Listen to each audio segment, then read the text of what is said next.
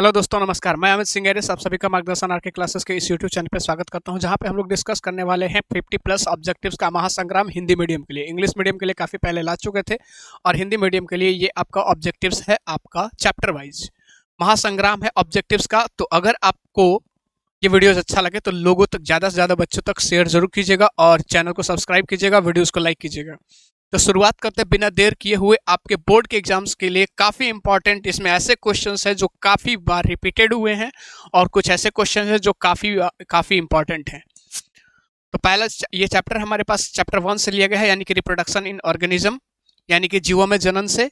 और यहाँ पे बात करते हैं, यहाँ पे पहला क्वेश्चन हमारे पास है सर कि 124 शुक्राणुओं का निर्माण में कितने अर्धसूत्रीय विभाजन की आवश्यकता होती है। 124 शुक्राणुओं के निर्माण में कितने अर्धसूत्रीय विभाजन की आवश्यकता होती है। और ये 2018 में आपका बिहार बोर्ड ने क्वेश्चन पूछा हुआ था और इसका आंसर क्या होगा। 4 ऑप्शन हमारे पास है, 124, दूसरा 31, तीसरा 30, चौथा 62। तो यहाँ पे करेक्ट आंसर हमारे पास होने वाला है सर 31, क्योंकि 31 को अगर 4 से मल्टीप्लाई कीजिएगा तो आपका वही आ जाएगा 124, राइट। अर्धसूत्रीय विभाजन आपको अच्छे से पता है, इसलिए हमारे पास करेक्ट आंसर हो जाएगा बी, दैट इज 31। ठीक है। नेक्स्ट क्वेश्चन हमारे पास सर कि केंचुआ कैसा प्राणी है।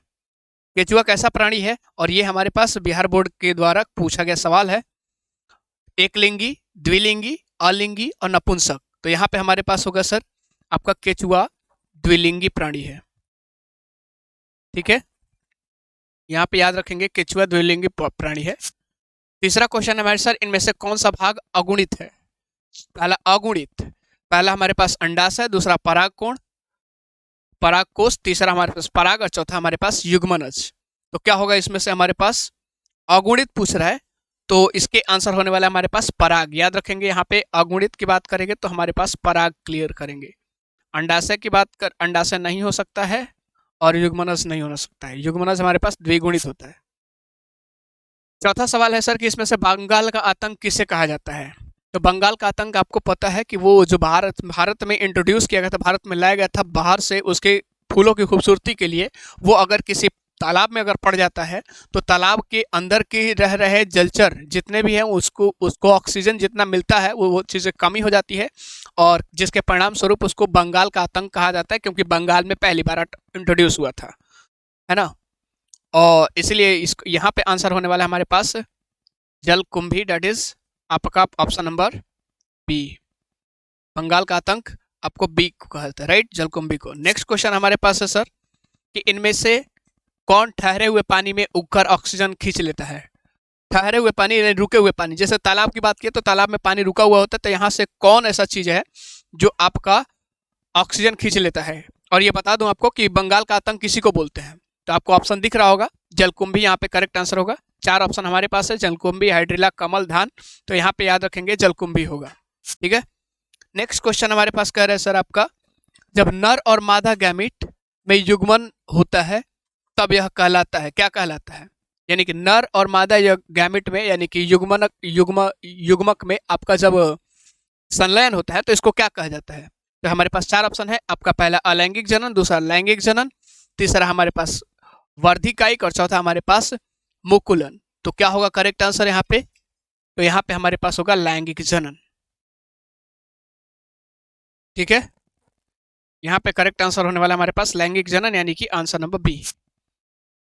7वां क्वेश्चन नंबर है सर हमारे पास मध चक्र यानी स्ट्रेस साइकिल किसमें पाई जाती है। स्ट्रेस साइकिल बता दूं आपको कि नॉन प्राइमेट, यानी कि हमारे पास वैसे जीवों में पाई जाती है जो स्तनधारी तो है, लेकिन आपने नोटिस किया मवेशियों में देखा होगा 4-5 लोगों में नहीं पाया जाता है। बंदर में, इंसान में, चिंपैंजी में, गोरिल्ला, इन सारे चीज़ों में हमारे पास जो है, इसमें हमारे पास मध चक्र नहीं, ये मासिक धर्म चक्र पाया जाता है। बाकी सारे जीव हमारे पास, जैसे कुत्ता की बात करते हैं, भेड़ की बात करते हैं, गाय की बात करते हैं, तो इसमें ये जो चक्र होता है एक स्टेज पे आने के बाद नहीं, यानी कि जब जनन होता है तभी ये चीज चक्र यहाँ पे देखने को मिलता है।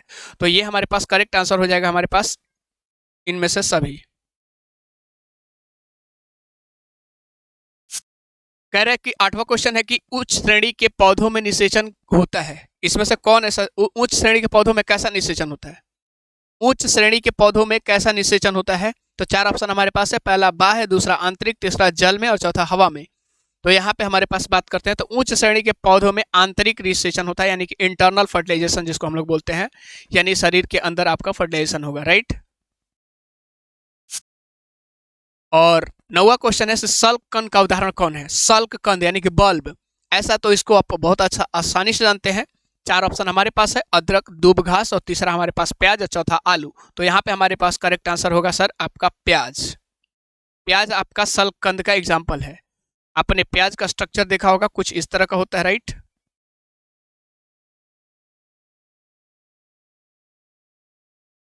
यहाँ से आपके कुछ ये रूट्स निकले रहते हैं पूरा,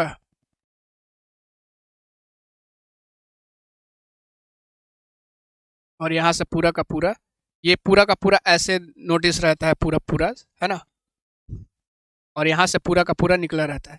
तो ये चीज़ हमारे पास प्याज हो जाएगा। 10वां क्वेश्चन है स्तनधारियों में निषेचन कहाँ होता है? स्तनधारियों में निषेचन कहाँ होता है? 4 ऑप्शन हमारे पास है, स्तनधारियों यानी जो अपने बच्चे को जन्म देते हैं और उसको दूध के द्वारा अपने स्रावित करते हैं, उसको पालन करते हैं।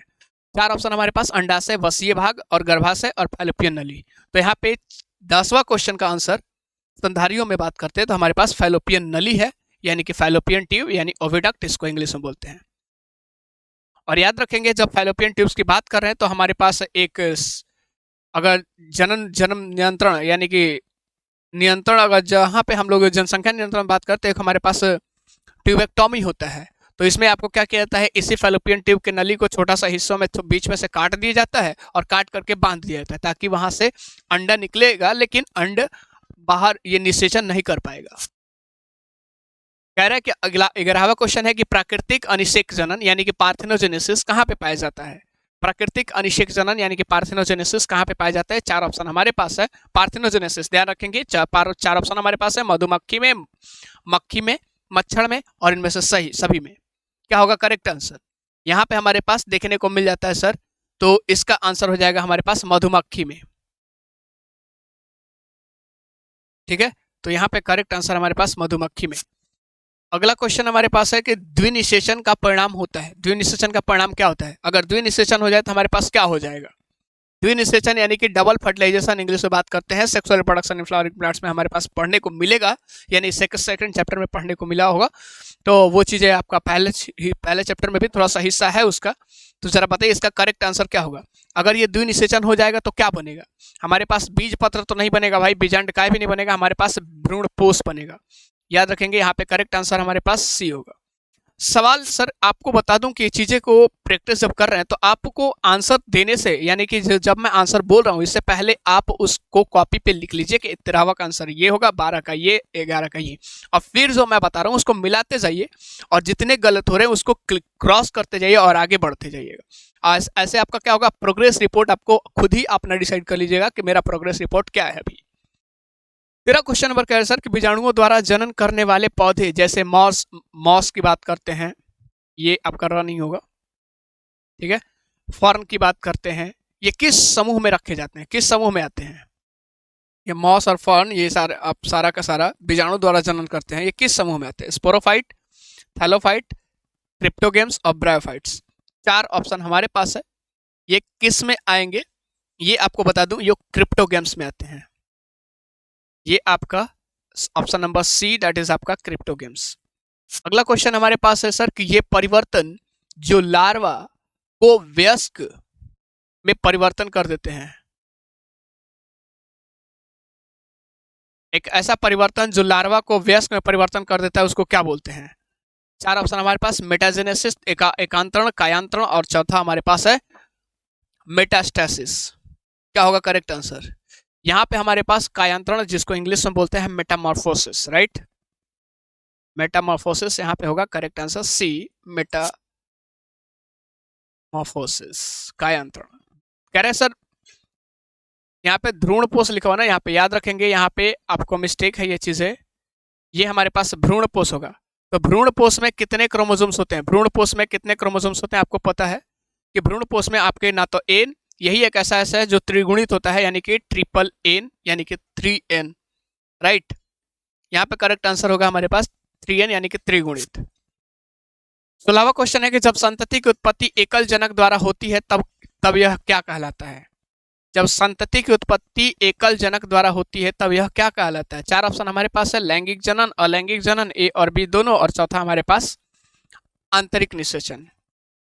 संतति की उत्पत्ति एकल जनक द्वारा होता है तो सर यहाँ पे कहा जाता है हमारे पास अलैंगिक जनन, यानी कि करेक्ट आंसर हमारे पास हुआ बी।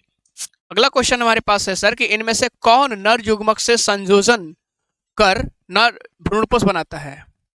इनमें से कौन आपका नर युग्मक से संयोजन कर भ्रूणपोष बनाता है? आपको बता दूं यहाँ पे होता है हमारे पास सेकेंडरी न्यूक्लियस। यहाँ पे हमारे पास करेक्ट आंसर होगा हमारे पास डी, दैट इज आपका सेकेंडरी न्यूक्लियस, यानी कि द्विकेंद्रक आपका जो होता है नर युग्मक से संयोजन करता है तब जाके हमारे पास भ्रूणपोष बनता है, यानी आंसर नंबर डी। अगला क्वेश्चन हमारे पास कह रहा है सर कि स्तनधारी के शुक्राणु के मध्य भाग में क्या पाया जाता है? स्तनधारी के शुक्राणु के मध्य भाग में क्या पाया जाता है? चार ऑप्शन हमारे पास है, केंद्रक राशधनी और माइटोकॉन्ड्रिया और सेंट्रियोल्स। क्या होगा करेक्ट आंसर? इसके जल्दी से जल्दी बता दीजिए। यहाँ पे करेक्ट आंसर हमारे पास होने वाला है mitochondria, that is option number c. ठीक है, तो ये चीजें हमेशा याद रखेंगे, ऑप्शन नंबर सी यहाँ पे करेक्ट आंसर है। 19 क्वेश्चन नंबर है सर कि चमगादड़ द्वारा परागण कहलाता है, यानी कि चमगादड़ द्वारा अगर परागण हो जाए, परागण की क्रिया हो जाए तो उसको क्या कहते हैं? यानी कि यहाँ पे परागण की क्रिया में चमगादड़ अगर भाग ले परागण करने में तो इसको क्या कहते हैं? चार ऑप्शन हमारे पास, ऑर्निथोफिली, ऑर्निथोफिली आपका बर्ड वाला है, चिड़िया वाला, ठीक है, एंटोमोफिली इंसेक्ट्स वाला है, किरोप्टेरोफिली और हाइड्रोफिली, हाइड्रोफिली पानी वाला है। यहाँ पे करेक्ट आंसर होगा चिरोप्टेरोफिली यानी किरोप्टेरोफिली, याद रखेंगे।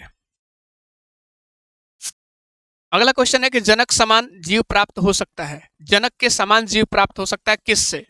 बीज से, युग्मनज से, युग्मकों से और विखंडन से। क्या होगा करेक्ट आंसर? चार ऑप्शन हमारे पास है, बताइए जल्दी से जल्दी करेक्ट आंसर क्या होने वाला है।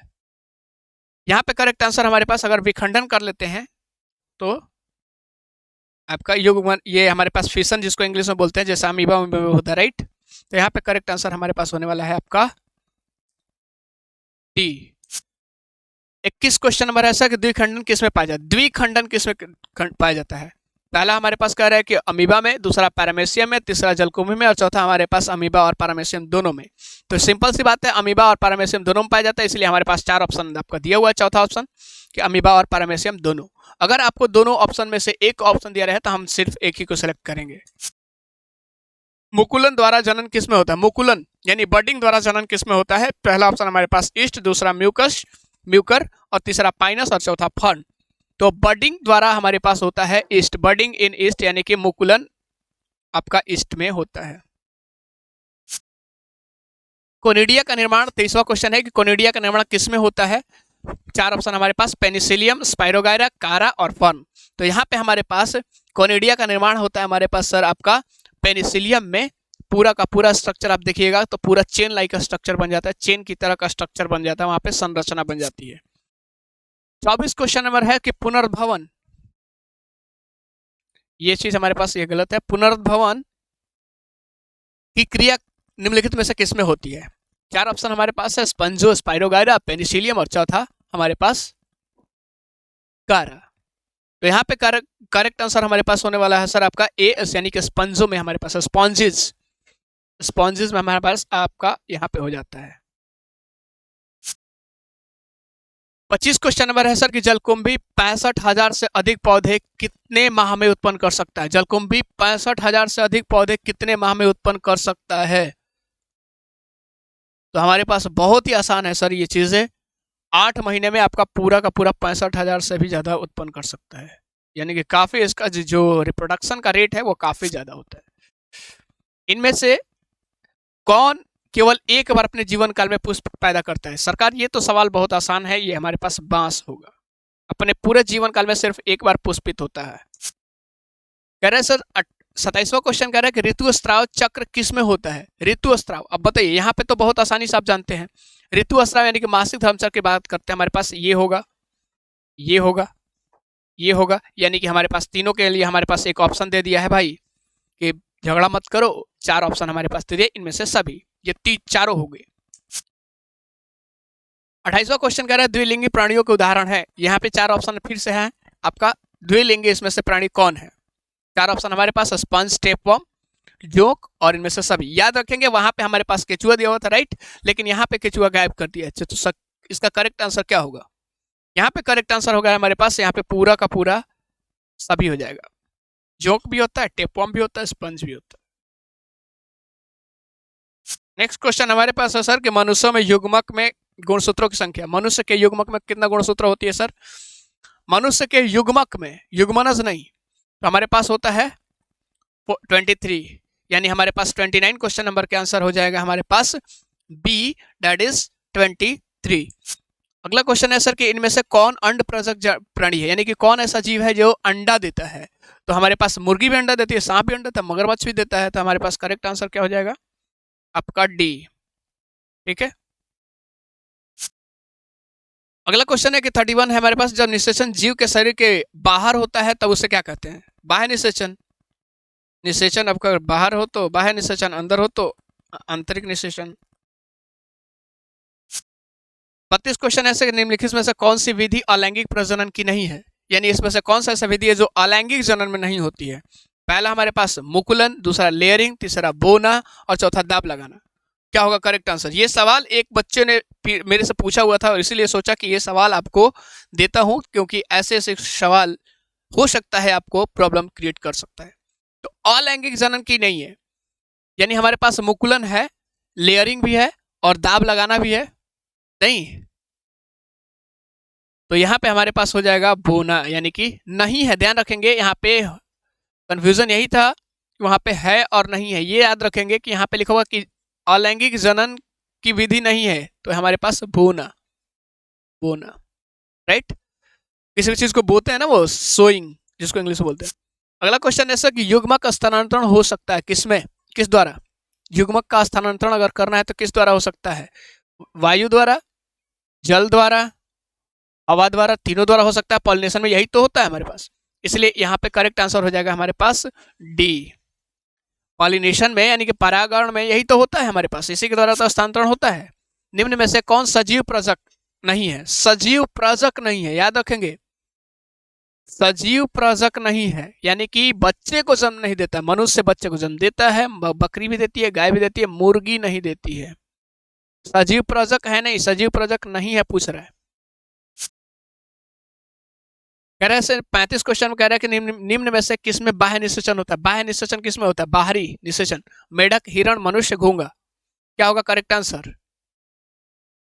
इसका करेक्ट आंसर हमारे पास होने वाला है ए, दैट इज आपका मेढक।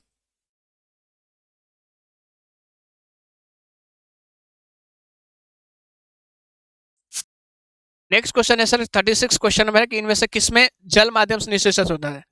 जल माध्यम से निषेचन होता है। बहुत ही आसान सवाल है। पहला ऑप्शन हमारे पास शैवाल, दूसरा ब्रायोफाइट्स, टेरिडोफाइट्स और चौथा हमारे पास इन सभी का।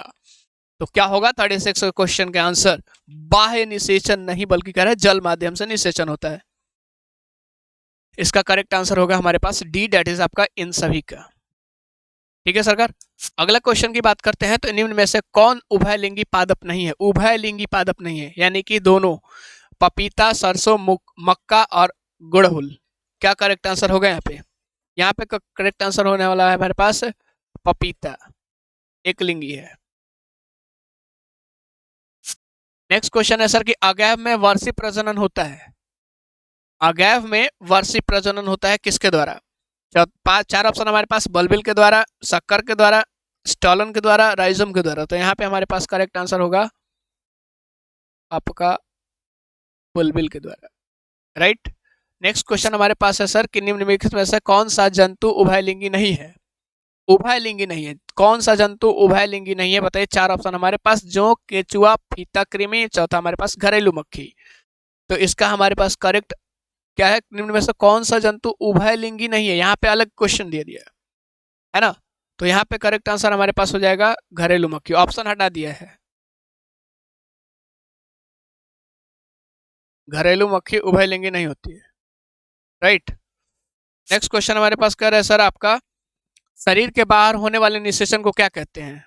शरीर के बाहर निषेचन जनरल कंडीशन में नहीं, ध्यान रखेंगे ये जनरल कंडीशन में नहीं पूछ रहा है। अगर वो किसकी कभी जरूरत पड़ी कि हमारे पास आंतरिक निषेचन नहीं हो रहा था, उसको बाहर अगर कराते हैं ये युग्मक को, तो इस कंडीशन में हमारे पास इसको क्या बोलते हैं हम लोग? तो यहाँ पे हमारे पास होता है इन विट्रो, जैसा टेस्ट ट्यूब बेबी होता है ना हमारे पास, टेस्ट ट्यूब बेबी, तो ये इन विट्रो फर्टिलाइजेशन, आईवीएफ नाम सुना होगा आपने। यानी कि जो जो मदर अपना जो है ना बच्चे को जन्म नहीं दे पाती है, वो इसके थ्रू वो चीज़ क्या होता है आपका, वो बच्चे को जन्म दे पाती है, आईवीएफ, राइट। यानी कि in vitro fertilization that is आपका इन विट्रो निषेचन ए। 41 क्वेश्चन नंबर है सर कि इनमें से कौन कायिक प्रवर्धक नहीं है, इसमें से कौन सा ऐसा है जो कायिक प्रवर्धक नहीं करता है, जरा बताइए। कायिक प्रवर्धक नहीं होता है, बताइए, बहुत आसान सवाल है आपको।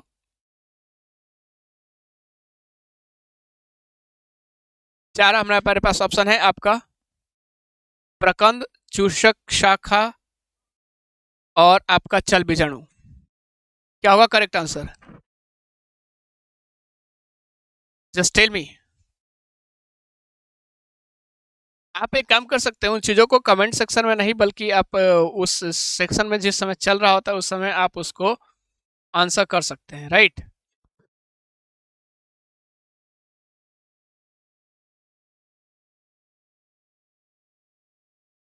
कायिक प्रवर्धक, चल बीजाणु, यहाँ पे करेक्ट आंसर होने वाला है हमारे पास चल बीजाणु, राइट। नेक्स्ट क्वेश्चन में से कौन सा फल कुट फल है, इनमें से कौन सा फल कुट फल है। बहुत ही आसान सवाल है, हमारे पास चार ऑप्शन हमारे पास है,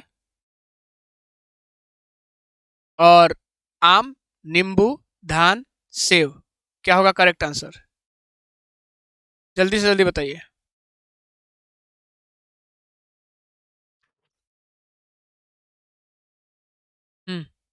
जी बिल्कुल।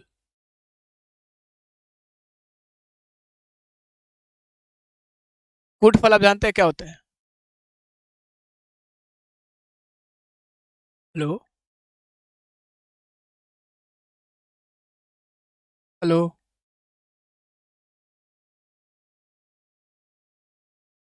Can you hear me.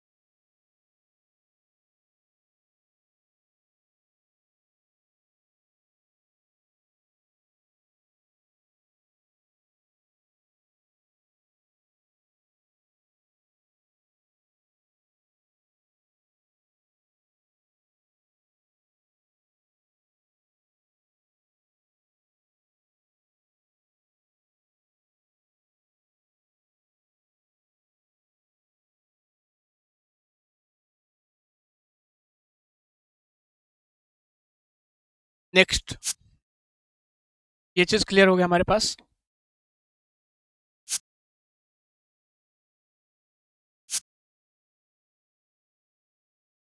Next question हमारे पास बात कर लेते हैं सर, यहाँ पे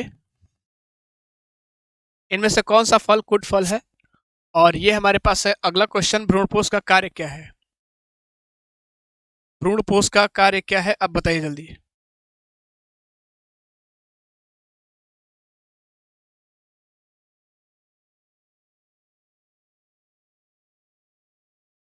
चार ऑप्शन हमारे पास है, भ्रूण बनाना, भ्रूण को पोषण देना, ये सारे के सारे इसके करेक्ट आंसर होंगे, राइट। यानी कि हमारे पास 43 के आंसर नंबर ऑल होंगे। अगला क्वेश्चन हमारे पास है सर आपका, निम्नलिखित में से किस पौधे की प्रजाति में बीज का उत्पादन असंगजनन द्वारा होता है। असंगजनन द्वारा आपका इन किसके द्वारा किस में होता है, इसका करेक्ट आंसर क्या होगा, जल्दी से जल्दी बताइए।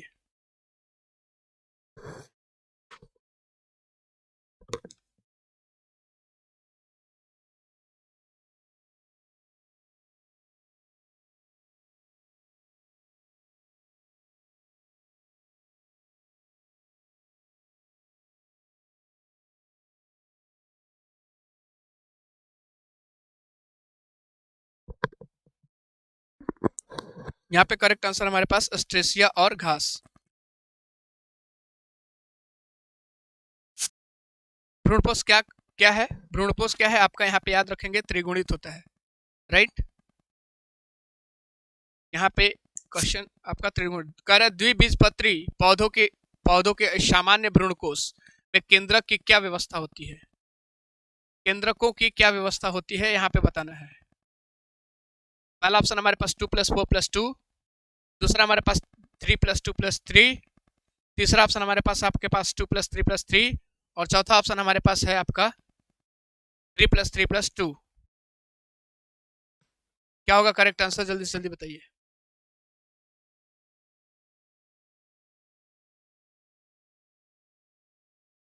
द्विबीजपत्री पौधों में आपका क्या होगा, जल्दी बताइए।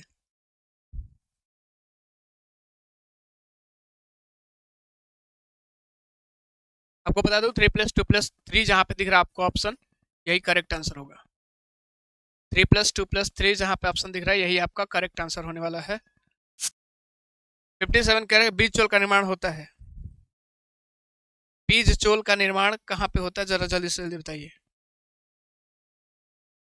पेरिकार्प से, एपिकार्प से, बीजांड कवच से और आपका न्यूशेलस से, यानी कि न्यूक्लियस न्यूसेलस आपका उसमें होता है एक चीज, तो वहां से होता है। बताइए, चार ऑप्शन हमारे पास है, क्या होगा करेक्ट आंसर?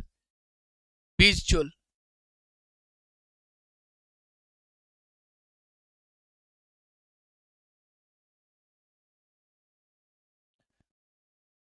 फिफ्टी 50+ क्वेश्चन है और यहाँ पे आपको बता दूं 45 आपको सॉल्यूशन मिलेंगे और 5 क्वेश्चंस आपको मिलेंगे। इस 5 क्वेश्चंस के आंसर अगले सीरीज में। क्यों, ये मैं देखना चाहता हूं कि आप इन क्वेश्चंस को आप याद किए हुए, यानी आपकी तैयारी कैसे है इस चीजों को, to check the your preparation I am going to give you 5 questions homework, right, so that you can solve in these questions in the next videos। आपको ये सारे सवाल के आंसर मिलेंगे, लेकिन आपको मैं बता ही देता हूँ। चलो ठीक है, द्विबीजपत्री में हमारे पास बात कर लेते हैं सर। आपका आंसर हो जाएगा 3+2+3, मैंने बता दिया आपको। बीज चोल का निर्माण क्या होता है? बीज चोल में हमारे पास होता है सर पेरिकार्प से, याद रखेंगे, यहाँ पे होगा करेक्ट आंसर पेरिकार्प से। निम्न में से किस पादप में बीज तो बनता है लेकिन पुष्प नहीं? चार ऑप्शन हमारे पास है, मक्का, पुदीना, पीपल, चीड़। यहाँ पे करेक्ट आंसर होगा हमारे पास चीड़।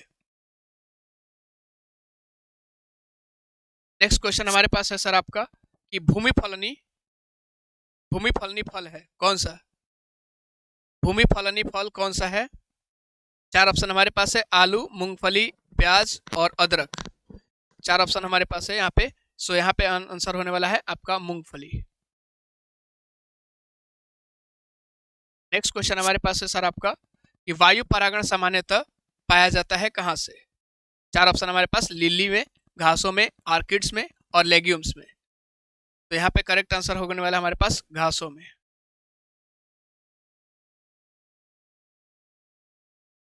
और लास्ट क्वेश्चन हमारे पास है कि निम्न में से किसमें जल द्वारा परागण होता है? जल द्वारा परागण किसमें होता है? तो ये बहुत ही आसान सवाल है, लेकिन आप जो सोचेंगे थोड़ा सा गलती हो सकता है। आप कभी भी कमल मत सोचिएगा। यहाँ पे करेक्ट आंसर होने वाला है हमारे पास जलकुंभी में। जी बिल्कुल, एक सवाल बीच में शायद मेरे को अभी याद आ रहा है कि वो सवाल रह गया है।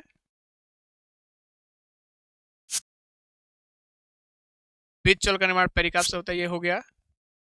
द्विबीजपत्री हो गया। भ्रूणपोष क्या करता है ना, राइट, ये त्रिगुणित हो गया है ये। 44 क्वेश्चन में कह रहा है सर आपका क्या होगा 44, राइट।